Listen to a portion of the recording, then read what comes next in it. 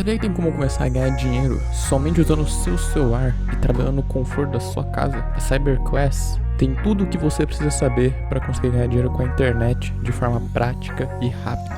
Ficou interessado? É só clicar no primeiro link da descrição. Mas dos pontos que você enxerga assim que ficaram faltando de reformas, quais seriam as pautas do novo assim? Olha, essa reforma aqui que o governo deixou sobrar tem que ser feita urgentemente, porque tem aquela janela que é a melhor para se fazer reforma, que é no começo do período de governo, Sim, né?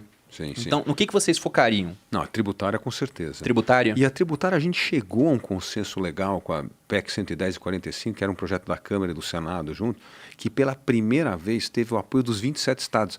Todas as reformas tributárias melaram no passado porque havia discordância entre os estados. Sim. Então, quando você teve uma reforma que os 27 estados concordaram... Qual que é a reforma? Desculpa. Ele teve dois projetos de lei, um que chama PEC 45, que era um projeto na Câmara, e o 110 no Senado. Eram mais ou menos parecidos. Primeiro era a simplificação do sistema de tributos, juntar os 5 tributos e criar o IVA. É que, no caso da 110, havia também outros tributos. Então, em vez de ser 5, eram 7 tributos.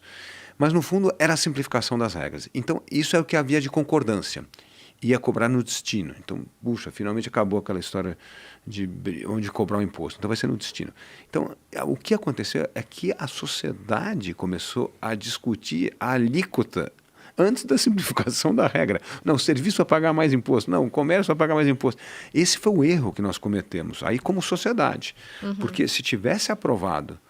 Primeiro que tinha um período transitório de 20 anos. Então, 20 anos você vai corrigindo, ali demora a regulamentação, é assim mesmo, não vai acertar, vai ter que calibrar ao longo do período. Mas nós perdemos a oportunidade de simplificar as regras e aprovar a reforma tributária. Aí o governo quis melar a reforma que estava sendo debatida no Congresso e apresentou o seu projeto de reforma, que foi um desastre total, que o Paulo Guedes confessou que ele não leu a reforma que a Receita Federal escreveu. Imagina se eu dar uma reforma tributária para a Receita Federal escrever. É só para aumentar imposto, não é para simplificar a regra, só para arrecadar mais, né? Então, esse foi um erro muito grande que a gente precisa retomar essa reforma urgente. A segunda reforma administrativa. Por quê? Porque a gente precisa, para diminuir a carga tributária ao longo do tempo, a gente precisa reduzir o custo do Estado. E o maior custo do Estado hoje é custo de pessoal e folha. Sim. Então, a gente tem que reduzir isso. Então, é muito importante a reforma administrativa. E a reforma administrativa não é perseguir funcionário, acabar com funcionário, nada disso. É valorizar o bom servidor público para poder pagar melhor esse, mas para cortar aqueles que são os penduradores de paletó, que chega lá, pendura a coisa e não aparece para trabalhar, né? E mudaria o critério da carreira, que era muito importante. Porque como é que é o critério da reforma administrativa que estava sendo proposto? É por desempenho. Ia ter avaliação de desempenho e você ia subir na carreira se tivesse boa avaliação de desempenho. Hoje, você só sobe na carreira pública por tempo de serviço. Sim, então, o competente e o incompetente sobe igual. Pô. Aí não tem critério. E isso é muito ruim. Isso afeta muito a qualidade do serviço público e custa caro. Você veja só, nós aprovamos a reforma da Previdência, que você falou. Mas o custo dessa reforma da Previdência, depois de aprovada e deixado algumas categorias de fora, já subiu 12% e o PIB cresceu 1%. Vai estourar. O próximo presidente vai ter que fazer outra reforma previdenciária. A reforma previdenciária é uma questão de tempo para se fazer outra de todo jeito por conta de mudança da matriz, né, da população, da pirâmide etária. Mas realmente, se a gente for ver até... O pessoal pode acompanhar de casa agora e entrar naquele site Tesouro Transparente. A gente vê que o maior gasto era com o regime geral de previdência. É isso aí. Subindo assim assustadoramente. Aí teve um pico, veio a reforma, ele começou a cair. E agora está subindo de novo. Pois é, mas... Esse é o regime geral. Tem os regimes próprios de previdência. Isso. E aí vários não passaram por reforma. Exatamente. E o gasto de pessoal realmente era um dos mais altos. Para quem acha que o imposto que a gente paga é usado para educação, segurança, saúde. Não, tá pagando São 3 linhas lá embaixo, povo. enquanto o salário está isso aqui. E aí você disse um negócio bem interessante. Eu fui funcionário público, né? E eu gosto sempre de falar que no Exército eu conheci algumas das pessoas mais brilhantes com quem eu já tive contato. E olha que hoje eu tenho contato com muita gente.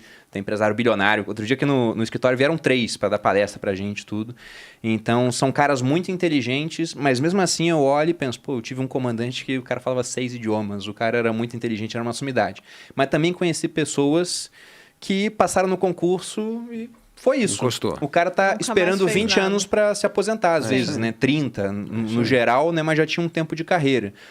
Então, de fato, se a gente for pensar no cara que ele tem como ganhar mais fora, ele vai acabar saindo do serviço público. esse tipo de esquema onde você não tem a valorização do cara que é melhor, ele deixa os piores ficarem e os melhores vão procurar outra coisa para fazer muitas vezes. É isso aí. Por isso que a gente tem que ter uma regra, que eu falo que é o princípio básico do liberalismo. A lei tem que ser igual para todos. Você tem que ter um regime igual para todo mundo. Quem quer ter aposentadoria complementar, faça o seu plano. É isso. Pô. Você tem um regime igual para todos. Quem quer ganhar mais, quer se aposentar com mais dinheiro, vai ter que fazer um plano de aposentadoria complementar. E aí pode fazer o matching, se você paga 50% do Estado ou a corporação dá os outros 50%. Aí você pode criar o modelo que você quiser. O que não dá é para criar feudo de privilégio. Vou dar um exemplo. A justiça no Brasil custa 1,5% do PIB, um absurdo. É o custo mais caro da justiça do mundo. Agora, faz sentido ter todos aqueles privilégios em aposentadoria, em ganho, em direito à viagem, direito a férias? Por que é a única categoria do Brasil que tem direito a 60 dias de férias? Todo brasileiro tem direito a 30.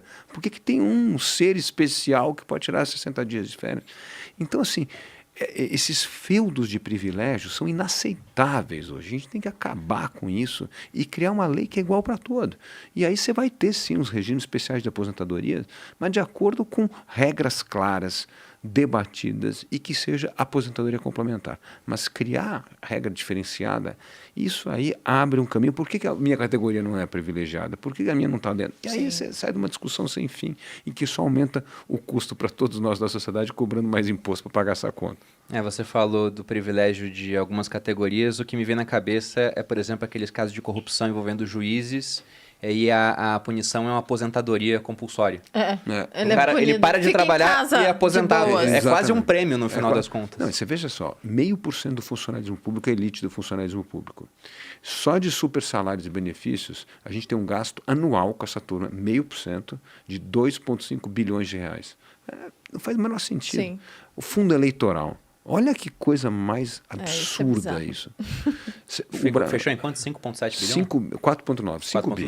Mas você pega o negócio, olha assim, a gente gastou 670 milhões de reais na pandemia para vacinar os brasileiros 3 doses. E a gente vai gastar 5 bilhões de reais em 2 meses de eleição.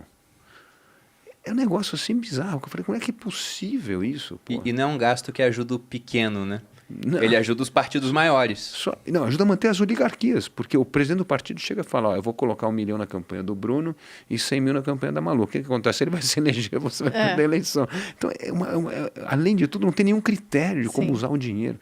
Então, é um absurdo tão grande. E é nosso dinheiro. É dinheiro de quem paga o imposto.